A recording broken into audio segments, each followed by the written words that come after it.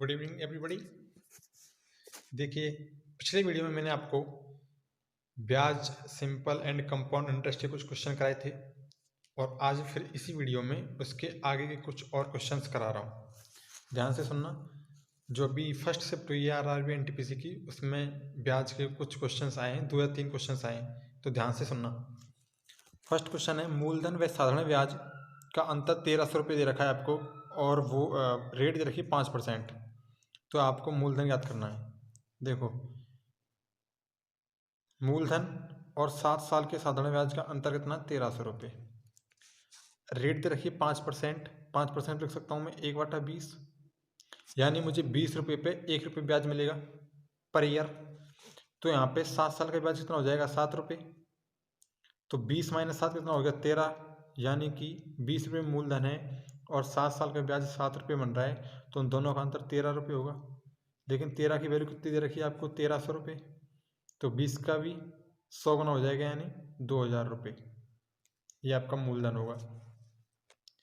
ध्यान से सुनना, यानी 5% को मैंने 1/20 लिखा, तो यहाँ पे 20 रुपये नीचे वाला मूलधन होता है, तो उस पर 1 साल का ब्याज 1 रुपये मिलता है आपको, ये वाला।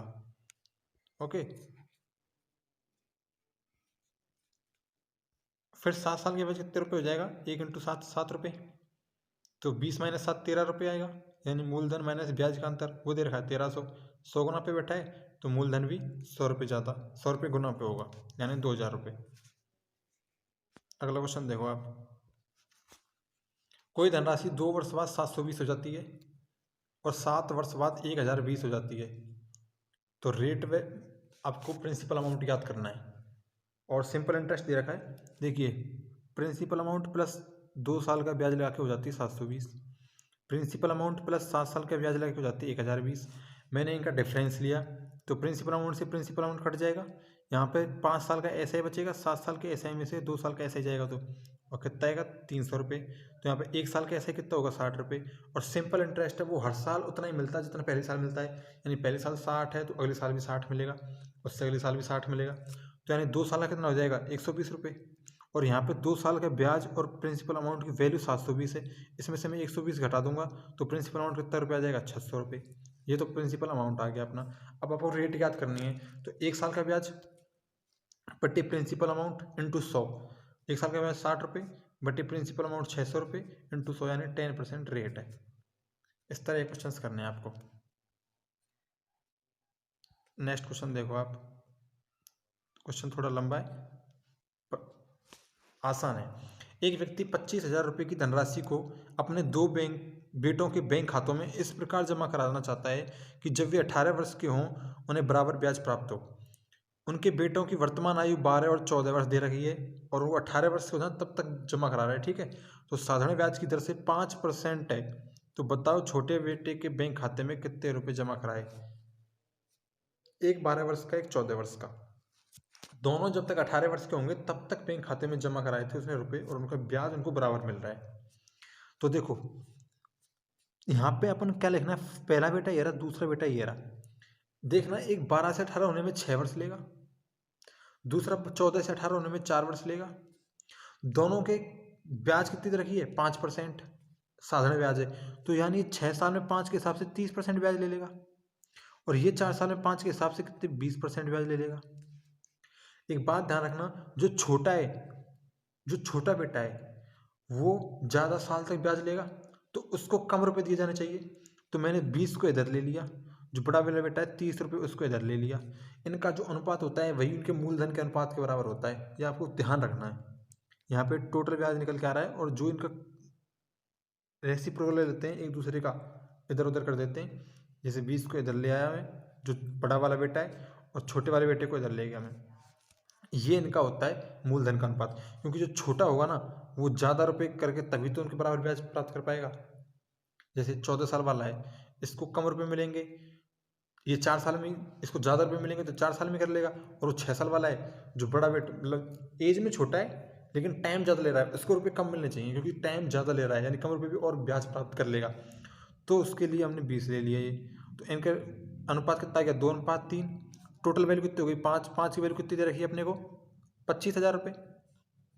तो 3 की वैल्यू 15,000, 2 की वैल्यू 10,000। तो पूछ रहा है कि छोटे बेटे के बैंक खाते में कितने रुपए जमा कराए गए, तो छोटे के बैंक खाते में कम रुपए जमा कराए होंगे क्योंकि वो ज़्यादा साल तक ले रहा है, तो यानी 10,000 रुपये अपना आंसर हो जाएगा। नेक्स्ट क्वेश्चन देखो, ये मैंने आपको किस्त का क्वेश्चन कराया था लास्ट टाइम, उसके जैसा ही ये क्वेश्चन। एक व्यक्ति ने 9 रुपये उधार लिए और 1-1 रुपये की 10 मासिक किस्तों में उसने लौटा दिया। Find the rate of simple interest. बात ध्यान से सुनना, उसने 9 रुपये तो लिए थे, 1-1 रुपये की 10 मासिक किस्त दी, यानी पहले महीने एक दिया, अगले महीने एक दिया, ऐसे कितने रुपए दिए उसने? 10 रुपये। तो कितने रुपए ज़्यादा दिए? 1 रुपये ज़्यादा दिया। देखो, पहले महीने के लिए 9 रुपये पे ब्याज लगेगा, उसने 1 रुपये चुका दिया, तो अगले महीने 8 पे लगेगा, उसने फिर एक और चुका दिया, अगले महीने 7 पे ब्याज लगेगा, ऐसे करके टोटल आएगा 45 रुपये पे ब्याज लग रहा है वो टोटल, और लग कितना रहा है? 1 रुपये ब्याज। तो 45 रुपये पे 8% की दर से 1 महीने के लिए, और उसको साल बनाने के लिए हमने 12 से डिवाइड कर दिया, बट्टे 100 बराबर 1 रुपये ब्याज मिलता है। तो रेट कितना गई? 80/3%। यहाँ पे ये चीज़ समझने वाली है कि टोटल 45 रुपये कैसे बना। देखो, जब उसने 9 रुपये लिए तो उस टाइम पे उस पर 9 रुपये पे ब्याज लगा, अगला महीना उसने 1 रुपये दे दिया, अगले महीने 1 दे दिया तो अगले महीने 8 पे लगेगा, फिर उसने 1 दे दिया तो उसके बाद 7 रुपये बचेंगे, उस पर लगेगा, फिर 1 दे दिया तो 6 बचेंगे, फिर 1 दे दिया 5 बचेंगे, ऐसे करके टोटल 45 रुपये पे ब्याज लगेगा। ये भी बात यहाँ पे समझने वाली है। ओके, अगला क्वेश्चन देखो, एक घड़ी 440 रुपये के नगद भुगतान पे उपलब्ध है, या फिर ऐसा करते हैं 200 रुपये नगद देने के बाद उसको 244 रुपये की अगली किस्त दे देते हैं। देखो, टोटल घड़ी मिल रही 440 में, यहाँ पर ने कितने दे दिए? 200 रुपये ये दे दिए और अगली किस्त 244 की, यानी टोटल 444 रुपये दे दिए, तो 4 रुपये फालतू दे दिए, यानी ये ब्याज का रहा होगा। और ये दिया कितने पे है? 200 उसने लौटा दिए, यानी 244 पे। देखो, 440 रुपये था, 200 तो लौटा दिए, बचे कितने? 240, ये देने थे उसने, लेकिन दिए कितने? 244। ब्याज कितना दिया? 4 रुपये। लगेगा किस पे? जो बचे हुए थे 240 रुपये। 240 पे 8% की दर से अगले महीने दे दिया, यानी 1 महीने में लौटा दिया, उसको ईयर में चेंज करने के लिए 12 से डिवाइड कर दिया, बटे 100 बराबर 4 रुपये ब्याज दिया था। कितना परसेंट आ गया? 20%। ध्यान से सुनना एक चीज़,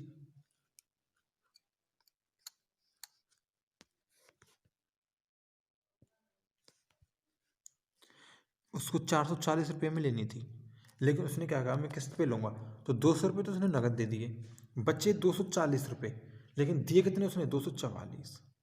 तो कितने एक्स्ट्रा दिए? 4 रुपये। कितने पे दिए? 240 पे, तो वहीं से निकाल लेंगे। ओके,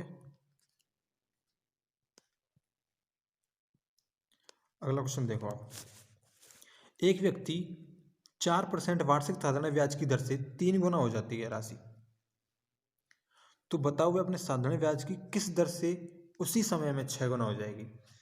देखो, एक राशि 1 से 3 हो रही है 4% साधारण ब्याज से, यानी 2 रुपये ब्याज मिल रहा है, 4% से मिल रहा है, तो कितने वर्ष में मिला होगा? इसका भाग दे लेते हैं, 2 वर्ष में मिला होगा, क्योंकि सिंपल इंटरेस्ट क्या होता है? टोटल 1 वर्ष के ब्याज इंटू समय, दर कितनी है? 4%, ब्याज कितना मिला? 2 रुपये, तो कितने समय मिला होगा? 2 वर्ष में, 2 गुना पे बैठा है, 6 गुना करना है, यानी 5 पे ब्याज चाहिए, तो ये भी 2 गुने पे हो जाएगा, 10% की ब्याज दर से हो जाएगा। सिंपल था क्वेश्चन, थोड़ा सा समझने वाला है। अब देखो, मैं आप यहाँ पे नेट रेट निकालना समझा रहा हूँ आपको, ठीक है? नेट रेट कैसे निकालते हैं? 2 वर्ष के लिए नेट रेट निकालने का फॉर्मूला होता है x+y+xy/100। जैसे मैं लेता हूँ 2%, इसके लिए सिंपल इंटरेस्ट कितना होगा? 2 वर्ष का 2 + 2 4% हो जाएगा। लेकिन मैं बात करूँ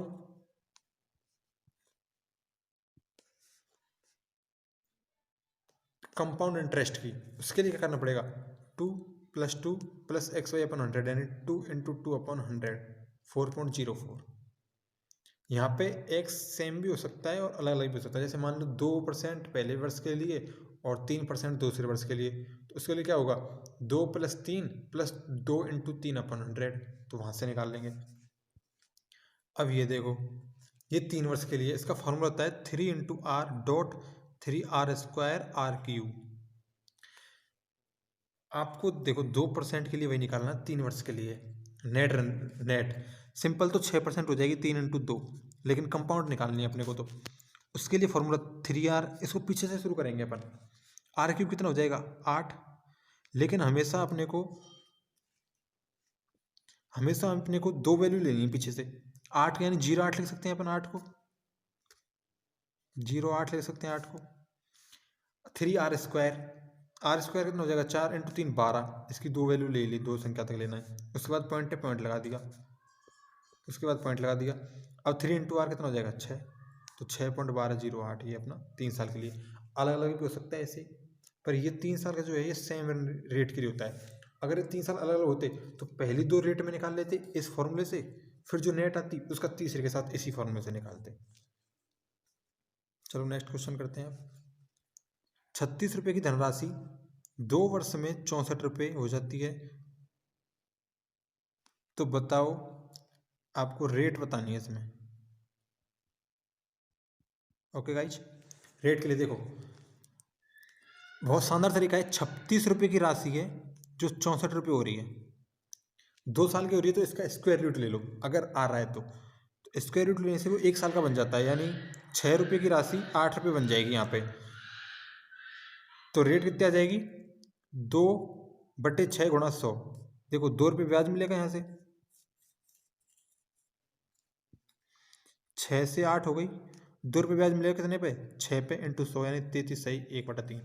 अगर ये राशि ऐसे होता कि 216 रुपये की राशि 512 हो रही है 3 साल के अंदर, तो वहाँ पे 216 लिखते, अनुपात 512 लिखते, और 3 साल है तो क्यूब रूट ले लेते इनका, तो यहाँ पे कितना आता 6 और 512 क्यूब रूट 8, तो वही रेट हो जाती 33 सही 1/3%। नेक्स्ट क्वेश्चन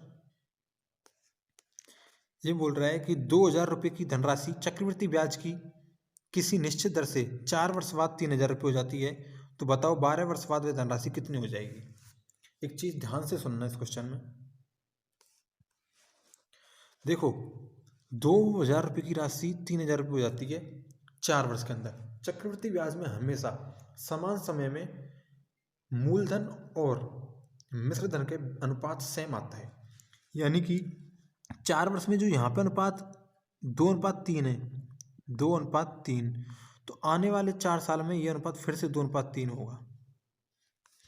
यहाँ पे 2000 रुपये दे रखा है, यहाँ पे इसको 3000 रुपये 4 वर्ष बाद, अनुपात इतना रहा 2:3। आने वाले 4 साल में ये 3000 की वैल्यू 2 मान लूंगा मैं, और 3 की वैल्यू अपन को निकालनी होगी यहाँ से, तो 3000/2 × 3000 यानी 9000/2, ऐसे 4 साल के लिए फिर सेम। तो देखते हैं कितना अंतर आ रहा है। देखो 2:3 पहले वर्ष के लिए, अपन को निकालना 4 वर्ष के लिए, तो जो इसी संख्या में कितना ज़्यादा हो रहा है 12 वर्ष के लिए निकालना है। यहाँ से 4, अगले 4 8, अगले 4 12, यानी 2 स्टेप फालतू आ रहे हैं। इनके लिए भी 3:2 होगा, सेम 3:2 का मल्टीप्लाई करा देते हैं बस, जितने एडवांस आ रहे हैं। यहाँ पे कितने एडवांस आ रहे हैं 1 2, यानी 2 4 साल के 2 गैप फालतू आ रहे हैं, तो इतने से गुणा करा देंगे यहाँ पे, ये आपका आंसर हो जाएगा 6750 रुपये। लास्ट क्वेश्चन देखो आज, कोई धनराशि चक्रवृद्धि ब्याज की किसी निश्चित दर से 5 वर्ष में अपने आप का 3 गुना हो जाती है, तो बताओ वह अपने आप का 81 गुना कितने समय होगी।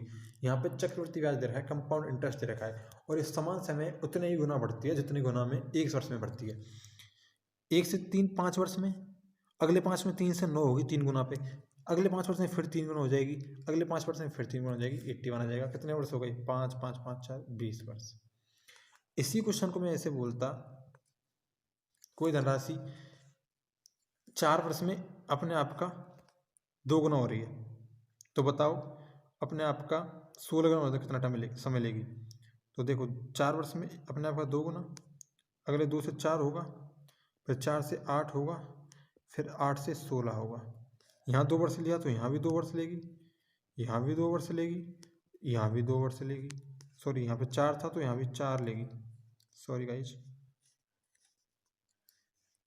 यहाँ पे भी 4 वर्ष लेगी, यहाँ पे भी 4 से 8 होने में 4 लेगी, 8 से 16 में 4 लेगी, तो 4 दूनी 8, 4 3 12, यानी 12 वर्ष लग जाएंगे इसको, सॉरी 16 वर्ष लग जाएंगे। 4 और 4 8, 4 12, 4 16 वर्ष। तो ये थी आज की वीडियो।